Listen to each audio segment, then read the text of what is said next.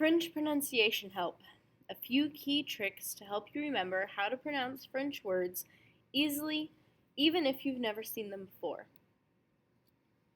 So, starting with that French R, the French R can admittedly be very difficult to pronounce because it's halfway back in your throat. It's the very back of your mouth, right before your throat starts turning downwards. So it's halfway between an English R and a German R. It's not a R, it's not a H. It's right in the middle.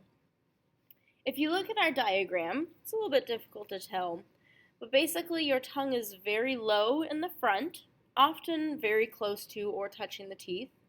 Your mouth is open in an R shape, but the back of your tongue comes up in order to force the sound into a very small area, just at the back of the palate there, before the throat actually hits. R. It's not 100% used in all words. There are plenty of French words that have an R in them that have a very, very strong R sound to them, as well as plenty of French words which have an R, but the R is either very small or even very close to an English R. It largely depends on what the letters are surrounding it. There are certain words where it's very, very easy to hit that full French R sound, and it doesn't really bother the rest of the word. But depending on what other letters are around it, especially immediately before it can oftentimes be very difficult because it requires a near stopping of the air. You have to almost put a pause in between the letters in the R sound.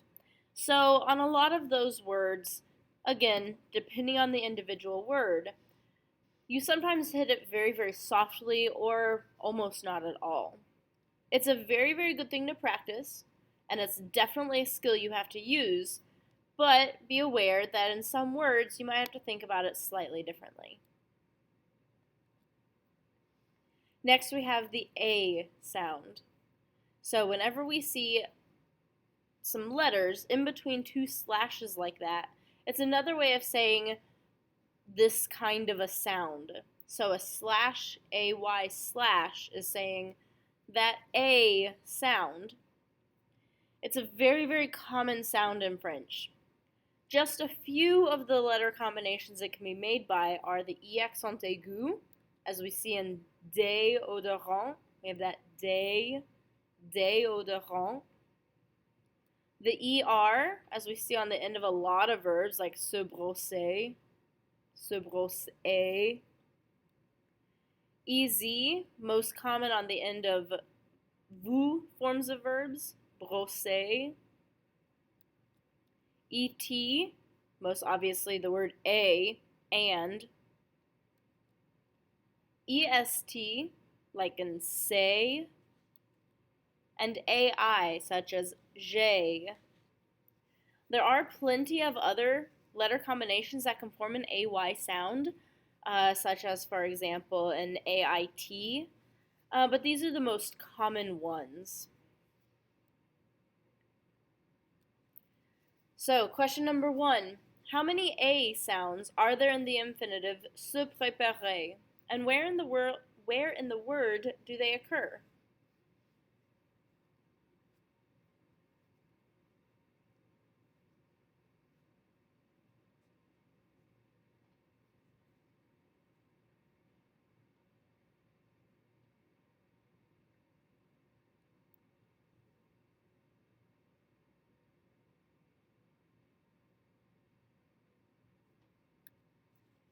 Our careful letters. We typically don't pronounce any letter that comes at the end of the word. We've seen this time and time again. However, there are 4 exceptions to that rule.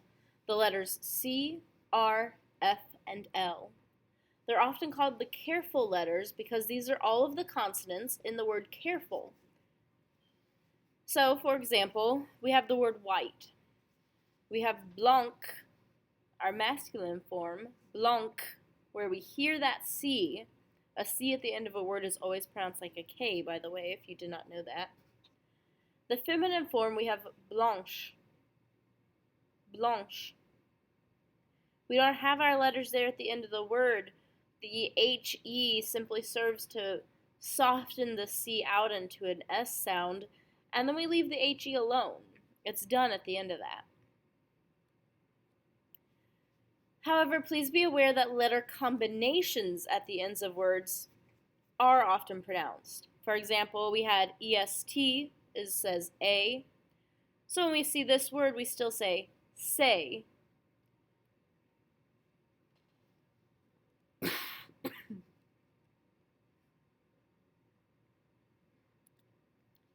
Nasals.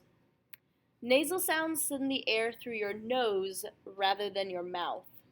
So when you're pronouncing them, you should be able to hold your hand in front of your face and tell where the air is coming from. If it's coming from your mouth, you're doing it incorrectly. If you're coming from your nose, then you are doing it correctly. A nasal sound is almost always involving the letter N.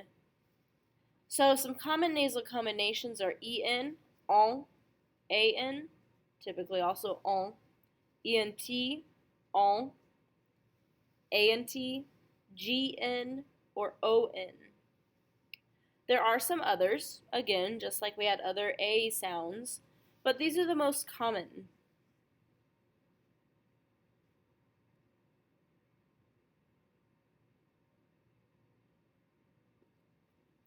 Question number 2. Is there a nasal sound in the word déodorant?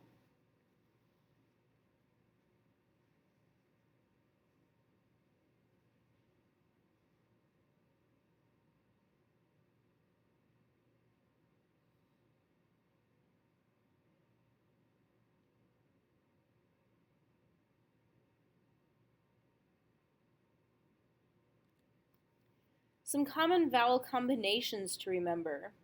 Because our vowels are almost always pronounced together, it's important to remember what some common combinations sound like, especially when they don't sound the way they look like they should sound. So the most common is OI, is pronounced wa. So for example, the name Benoit, or the greeting, bonsoir. You hear the wa sound at the ends of both of these words. Benoit, bonsoir. In this unit, we also have the words rasoir and baignoire.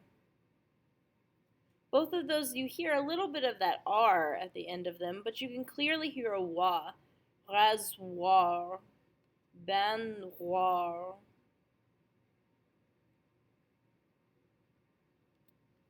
Another common one is the EU, which makes an kind of sound, such as in de, or je, or peu.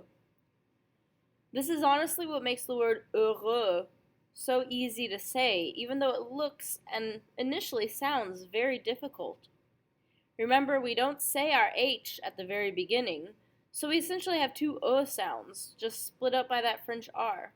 Heureux.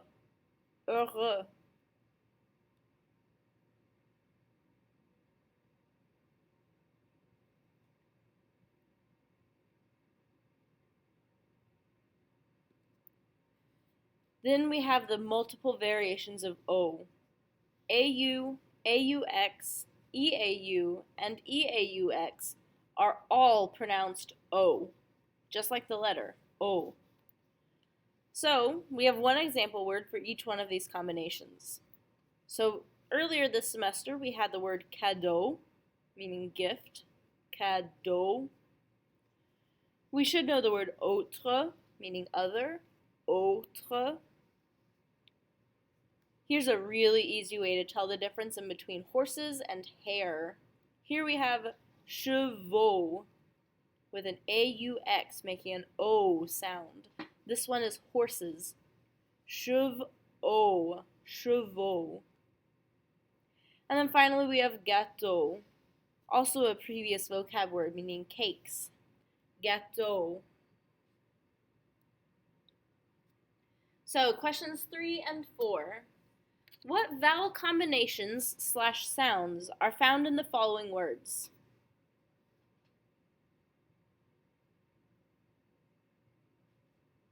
We have aussi and vouloir.